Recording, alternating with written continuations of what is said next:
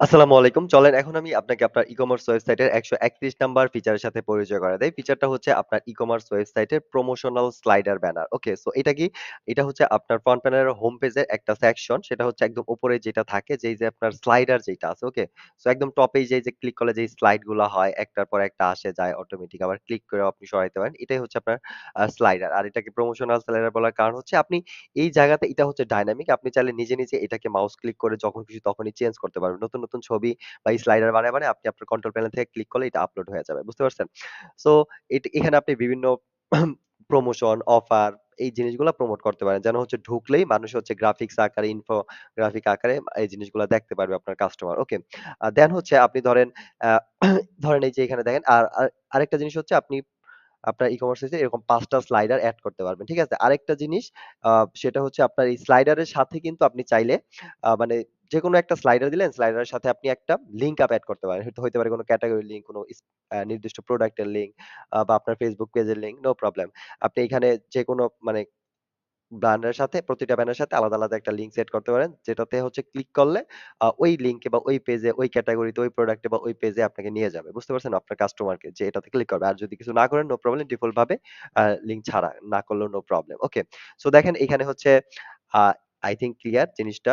আরেকটা বিষয় হচ্ছে আপনি চাইলে আপনার ই-কমার্স ওয়েবসাইটে এই দেখেন ২ টাইপের স্লাইডার আপলোড করতে পারেন। একটা হচ্ছে দেখেন, একটা হচ্ছে ন্যারো মানে চিকন টাইপের। ঠিক আছে? হাইটটা একটু কম। এটা হচ্ছে আপনার স্ক্রিন ফুল দেখা যায়। দেখেন এইটা আরেকটা আপনাকে আরেকটা দেখাই। দেখেন এইটা কিন্তু অনেক বড় স্লাইডার। ঠিক আছে? দেখেন এটা কিন্তু অনেক মানে হাইটটা বেশি। সো আপনি চাইলে ২ টাইপের আপনার যদি বড় ভালো দরকার মনে হয় তাহলে আপনি বড় করেন। তাহলে সেই ক্ষেত্রে হাইটটা আপনার দিতে হবে হচ্ছে ৬০০ পিক্সেল হাইট দিবেন আর ১২০০ পিক্সেল হোয়াইট এর স্লাইডার গুলো আপলোড করবেন। ওকে? তাহলে এরকম ফুল পেজ জুড়ে আসবে। দেখেন এই যে এই সাইডটাতে হচ্ছে বড় 6 না ৪০০ এটা হচ্ছে I think ৪০০ হাইট ৪০০ দিছে। ঠিক আছে? ৪০০ পিক্সেল হাইটের ইমেজ। সো আপনি যদি ৪০০ পিক্সেল হাইট দেন তাহলে এইরকম আসবে। ওকে? আর এটা হচ্ছে আপনার ৩০০ এই সাইডটা যেটা দেখতেছেন, এই সাইডে যেই আ প্রোডাক্ট সরি স্লাইডার গুলো এড করা হইছে। আচ্ছা এই সাইড এটা হচ্ছে হাইট হচ্ছে ৩০০ ওকে। আপনি চাইলে এরকম ৩০০ সাইজের দিতে পারেন। তাহলে হচ্ছে আপনার মানে এটার মধ্যেও ৩০০ এই দেখেন এগুলাও ৩০০ তাহলে হচ্ছে এরকম ন্যারো দেখা যাবে। আবার যদি আপনি ধরেন এখানে যে ৪০০ আছে ৪০০ র থেকেও বড় আপনি চান নো প্রবলেম। সেই ক্ষেত্রে আপনি কি ৬০০ হাইট দিতে পারেন। সেটা হচ্ছে আরো বড় দেখা যাবে। ওকে? সো আপনি আপনার পছন্দ মতো হাইটটাকে ৩০০ দেন, ৪০০ দেন অথবা ৬০০ দেন। যত বেশি হাইট দিবেন আ সাইজ ছবির ওইটা দেখতে ঐরকম দেখা যাবে। I think clear. ওকে? আর হোয়াইটটা সবসময় ১২০০ পিক্সেল হইতে হবে। এটা লিমিটেশন। আর আপনি এটার মধ্যে প্রত্যেকটার মধ্যে একটা করে লিঙ্ক এড করতে পারবেন। তো আ I think ক্লিয়ার। আর লিঙ্ক কিভাবে এড করবেন, স্লাইডে কিভাবে এড করবেন ওটার আলাদা ভিডিও আছে দেখলেই বুঝতে পারবেন। তারপরেও চলেন আমি একটু একটা আইডিয়া দেওয়ার চেষ্টা করি আপনাকে। আ এই ভিডিওর মধ্যে যেহেতু সময় আছে।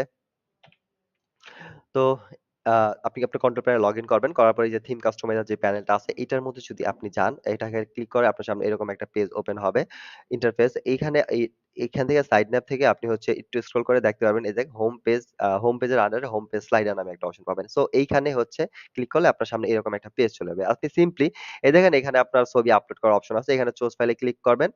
ডিফল্ট ভাবে একটা ব্ল্যাংক ছবি থাকে। আপনি চুজ ফাইলে ক্লিক করে যেখানে ছবি আছে ওইটা ধরায় দিবেন। তাহলে এটা হচ্ছে আপলোড হয়ে যাবে।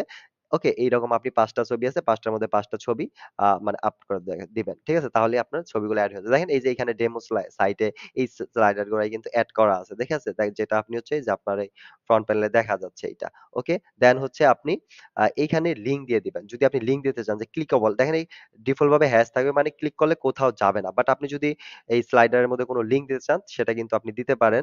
তাহলে যেটা হবে আপনার স্লাইডার যদি ক্লিক করে তাহলে হচ্ছে ওই পেজে নিয়ে যাবে। আচ্ছা চলেন আমি আপনাকে একটু প্র্যাকটিক্যাল দেখানোরও চেষ্টা করি, আইডিয়া দেই। সেটা হচ্ছে ধরেন এই যে এই সাইট। দেখেন এই যে এই ডেমো সাইটে যেই স্লাইডার গুলো আছে আপনি দেখতেছেন এগুলাই কিন্তু হচ্ছে ডেমো হিসাবে এই যে এইখানে এড করা আছে, রাইট? আপনি দেখেন।